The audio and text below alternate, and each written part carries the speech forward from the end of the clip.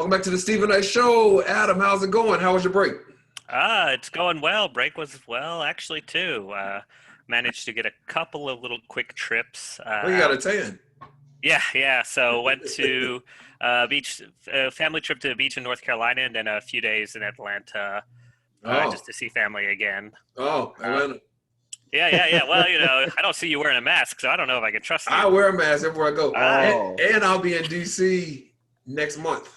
oh, really? Hit me up. I'll think about it. No joking. Thanks a lot. No play. Uh, um, yeah. So it was good. How about you guys?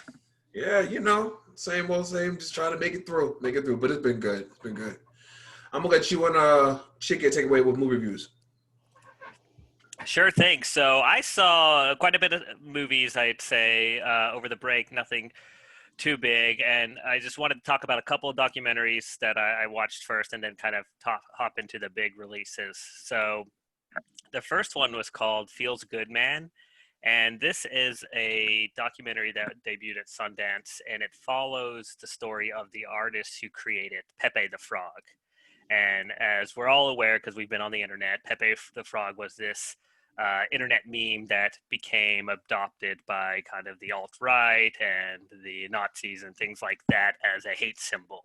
And it all started with this guy who actually created a fun little comic on MySpace for just like kind of comic panels and comic strip. And somehow it got picked up by 4chan and then kind of became a beast of its own. And it just follows that story of how he was kind of naive to this whole thing that was happening, and really just talking about how once you put something out on the internet, it's no longer yours. It belongs to the internet. There's nothing you can do to contain it. All you could do is try to hopefully change it for the good. So I thought it was interesting. I didn't know anything about Pepe the Frog besides it was an internet meme that got banned. So it was kind of cool to see the history behind the guy who created it.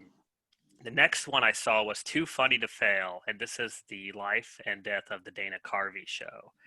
This one is on Hulu, so you could watch if you have a subscription. And it's, again, just another quick little story about Dana Carvey of SNL fame creating this primetime show in the 90s that had Steve Carell, Stephen Colbert, Bill Hader, was someone who watched it, but a lot of famous Louis C.K., a lot of famous writers and performers that kind of became their own, and how this show just kind of was a quick flop in the TV universe. So a fun little watch. Again, not anything I knew about, but it was something good to kind of entertain myself with.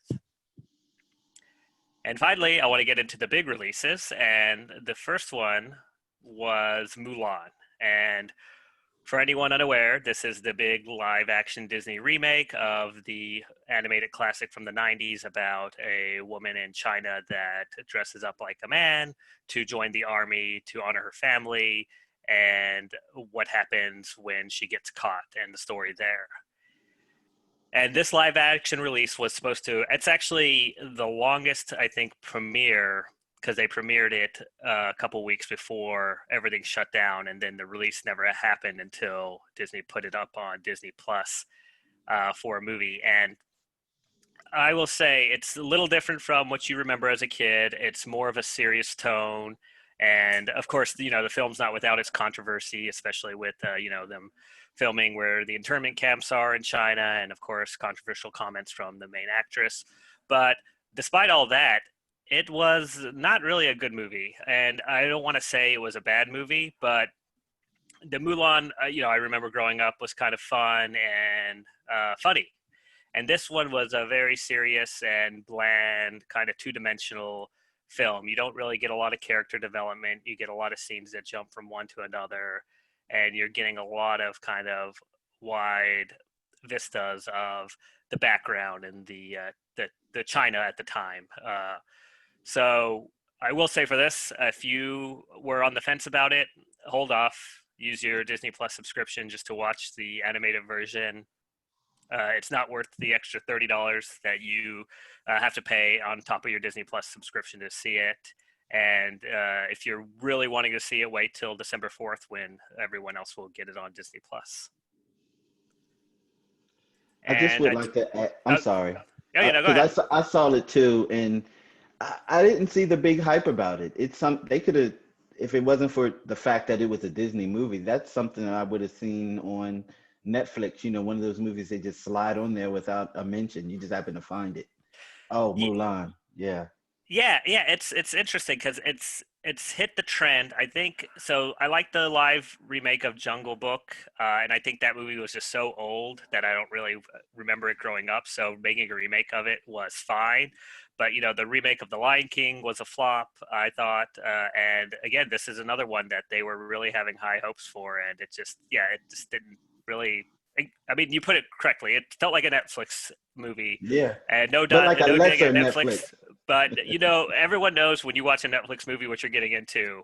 Middle of the road, quality and content, and Right. nothing more, nothing less. So, um, but a movie that did surprise me was Bill and Ted Face the Music, and this is a movie. It's the third movie in the series of kind of these Bill and Ted played by Alex Winter and Keanu Reeves, and there are movies in the late 80s and early 90s that follow these two slackers that kind of have a time traveling phone booth and they use it to save humanity.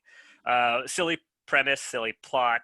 I didn't rewatch the originals. I heard they don't really hold up well. It really became a cult classic, but this one was a fun movie. It's not You're not expecting too much from it. It's a good, goofy. It has some moments that'll make you laugh, and I thought it was really good. And it might just because of the time right now, because right now we have so many serious real world events going on, but there's also a lot of serious movies or depressing movies out there.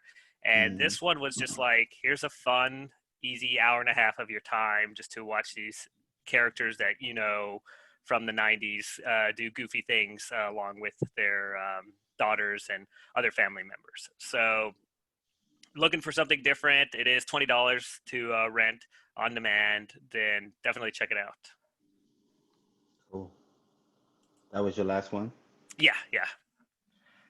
Okay. Um, I saw one, two, three, three movies. Okay. The first one being All In. It's a Fight for Democracy. It's a documentary that's on Amazon Prime, brought to us by Stacey Abrams, Yeah. directed by Lisa Cortez and Liz Garbus. Can I just say, both of those women, Lisa Cortez and Liz Garbus, they're queens of documentary filmmaking. They have really kicked out some great films over the past couple of years. So I just want to shout them out, and I appreciate their work. They always do excellent jobs. Um, this All In Fight for Democracy, it basically is a quick education in voting. It really goes back to why it is so important for each individual citizen of this country to vote. Hmm. And it breaks it down to the bare essence to teach you why you should vote, what you should look out for voter suppression, and how voter suppression is more prevalent than we think.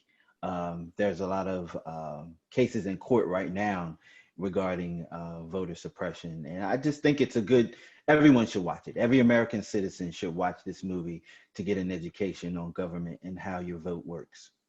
Nice. So definitely check that out. I would say that that was an A plus perfect. Definitely thumbs up for Perfect. that. I do want to watch that. It was high on my list. The next film is The Devil All the Time, which is a Netflix film. I know we just got done slightly trashing Netflix a little bit, but all their films aren't like that. Not all of them. Okay. But this film was actually pretty good. And I just found it ironic that it stars Robert Pattinson, Tim Holland, Bill Skarsgård, and Sebastian Stan. Oh, So wow. if you're a movie buff, you know that Robert Pattinson is Batman, Hmm. and you know that Tom Holland is Spider-Man, and then Sebastian Stan is the Winter Soldier, and then Bill Skarsgård is it. So we had a bunch of supernatural characters in this Yeah. movie. You know, they did a flip. They're dramatic characters now. This movie was dark. It was very art house, and I actually go for that. Like I live for that type of film. and very hard drama subject matter. Like they were talking about some dark stuff. And, it doesn't make you cry, but it definitely will make you say, damn, Oh, damn. So definitely check it out if you're in that type of mood. It's a good movie. It's a good watch. I think it was actually excellently written. And it's basically about a young man, and they follow his life through birth and how his parents met, and how his father came back from the war and just carried this burden on him. And he basically spilled that out around him and into his son, which his son grew up in. Now he holds that baggage which he got from his father. It's definitely a good movie. Mm. It's depressing as hell, but it's good. Definitely check it out. It doesn't fall in line to what we said earlier about some of those other Netflix. Yeah. Not this one. Okay. No, and I do like Netflix movies. Yeah. All clarity, but they just have a certain style that you expect. Yes, and the lesser ones are much more like Mulan. Yes. Yeah. The third film I saw was Antebellum. If Get Out and Us had a sister, it would be Antebellum. I don't want to say too much because I don't want to spoil anything. Maybe we'll talk about it again in another show, and then maybe we can have a discussion about it, because I do think that it's another one of those films that you have to pick apart. Definitely has to do with racism, and there is a surprise element almost halfway through the film that you're going to be like, "What?" Yeah. And then the film does nothing but pick up from that point. Definitely check it out. I'm curious to hear what people are saying about it. I haven't had too many conversations about this film. And I started to watch it. No, I started, you started to watch it. So after you watch it, Stephen, I'm no. curious to talk to you about it. You too, Adam. I'm curious to talk When to they you put it about on the free list, I'll watch it. All right. Yeah. The horror, and it's tough for me to get into those horror or those kind of scary kind of movies, but I'll see what I can Did you do. ever watch Get Out or Us? I saw Get Out. I liked that a lot. And I Okay. didn't get a chance to see Us. That looked creepy Okay. in the trailers. It was creepy. Yeah. Well, this is somewhere in between the both of them. Okay. Yeah, it's somewhere in between the both of them. And it's definitely worth watching because of the subject matter. And I want someone to watch it so we can actually discuss the film. Mhm. I don't want to tell it if you haven't seen it, because I think this is one of those films, part of watching it, you have to go on the journey of it. I can't spoil it for you. Yeah, that makes Then sense. we'll talk about it. So I don't know. Pay the $20. reconvene and we'll talk about it. Is anyone watching Lovecraft Country? Yes. Not You love yet, it? but I heard it's good. You love it. I didn't watch this week's episode. I'm watching tomorrow, but I haven't yet either, so I'm gonna Good. watch it good. tonight. Last week it Oh was my good, God. but Oh my that God. skin. It's a little gross. It's a Okay. little Like, gross. what in the world? But yeah, but it's really But good. you It's know, really, really good. J.J. Abrams, man, J.J. Abrams and Yeah. Jordan Peele, they got together, and that's what you get. Right. And again, excellent cast: Jonathan Majors, Joni Smollett, a friend of the show, Michael K. Williams, and Anthony Yeah, Ellis. and he does an amazing job, Michael K. Williams. By the Yeah, way, he does. Yeah, he does. They He's all an do. excellent They actor. all do. Yeah, they Yeah. do. I predict next year there'll be some Emmys for this. That's how good it is. Mhm. And does anyone watch The Boys on Amazon? I saw it on there, but I didn't watch it. No, Okay. I've heard. Well, I never really got into this. I mean, I saw season 1. I powered through it. I thought the writing was a little kind of dated, but I hear season 2's a little bit better. Yeah. Season 2, I mean, they just upped the ante from the first one. There's a continuation. What I love about it is the story. I love the fact that you have these characters that are heroes and they're majorly flawed, but Mhm. we look to them to be gods and saviors and protectors for us, and they're like twisted with way too many screws loose to be heroes to anybody. And I love that concept, and it's like the Justice League flipped on its head. Yeah. Yeah. I'll give it a shot. I've probably said this rant before, but I hate. I couldn't get past kind of that whole Clark Kent Superman thing, in the sense that the girl in the season 1 became super famous, and then as soon as she puts her hair up, she can go to a bar and no one recognizes her. It had a little bit of like, I could suspend my belief of superheroes existing, but as soon as someone puts like a headband on and you That's can't it. recognize one of the most famous people at a bar, then I'm like, all right, this is either lazy writing or something could have been done. So it kind of, that part kind of ruined it for me in season 1. Oh, it's just the American superhero way. That's just what they do. Glasses changes everything. I know, The I know. glasses, I've a seen hat, Steven with glasses and I don't hair recognize him up. sometimes. Right. So I will say I did. I'm catching up on Umbrella Academy season 2, which has been Yeah, really enjoyable. I yeah, like it that's a a good lot. show. It's a great show. Did anybody see anything of the Emmys last night? No, but we did post some clips on our Instagram, so check it out. I heard Tyler So, Perry had a great moment. yeah, Regina King had a great yeah, moment. yeah, Zendaya, the youngest person to win an Emmy, Mhm. yeah. she won. So I saw some things, I just didn't watch I it. think that it was everyone that won. I think it was well deserving. Some of the shows that I thought were going to win won. I think that it was pretty good. I don't see any, And in Jimmy my Kimmel opinion, hosted, any right? upsets. Mhm. Yeah, They said he did a good job. They did a real good job. It's yeah, hard with this virtual, you know what I mean? yeah. Oh yeah. You got to get in where you fit in. You got to make it work. You know, But I guess some of the on the shows are back in production end, studio. yeah, Yep. Like Wendy yeah, Williams is back in studio. okay, What's her name? Drew Barrymore has a new show, daytime show. There, she's in studio, but she has a virtual audience. okay, Wendy Williams' audience is her team, and then she has a virtual audience too. The Talk is back in the studio, but okay. Sharon Osbourne's not there because her 3-year-old granddaughter tested positive. Oh, Um, wow. she doesn't have it, and no one else in the family has it. But she wanted to quarantine just to be on the safe side. Yeah. Makes sense. So I know that my guy Bill Maher, he's back and he has an audience, but they're social distancing and they're all wearing masks. Yeah, yeah. Oh, maybe that's the new norm. That's how Wendy's is with her staff. She said they get Okay. tested regularly and they all have masks and social distance. Okay, I'll tell you, this is crazy. It's Yeah. crazy. I know. Well, real quick, I want to go through some things I've been watching. And I had to Google because I don't remember titles. There's a on Hulu, Woke. Oh my God, I binge watched that one day. It's with Lamhorn Morris from SNL. Mm-hmm. Rose McLeaver, Blake Anderson, Shashir Zamata. I really like her on the show. But it's a really good show. And I can relate to the main character a lot. So check that out. Then there's a movie on Netflix called #Alive. And it's shot in South Korea. And it's about a zombie apocalypse pretty much. And, Okay.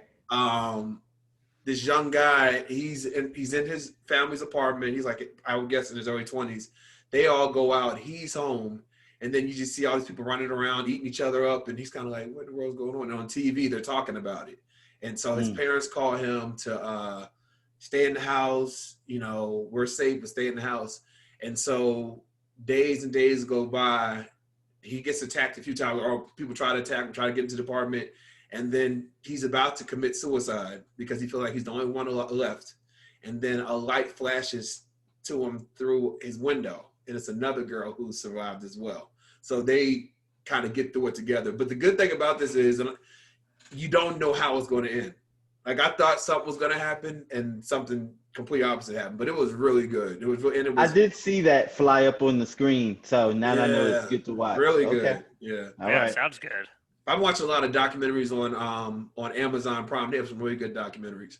But yeah, I'm watching just different things. I watch a lot of TV now, a lot of movies. Yeah, maybe we'll have to do a Instagram post about kind of watch lists. Yeah, we caught up on a lot of stuff. It's We a lot. we never have enough time. You're right. Well, guys, as always, thank you for letting us know what to spend our time on and what not, and our $20. And have a great week, and we'll talk again next Monday. All right. Thanks a lot. All right, right back after this.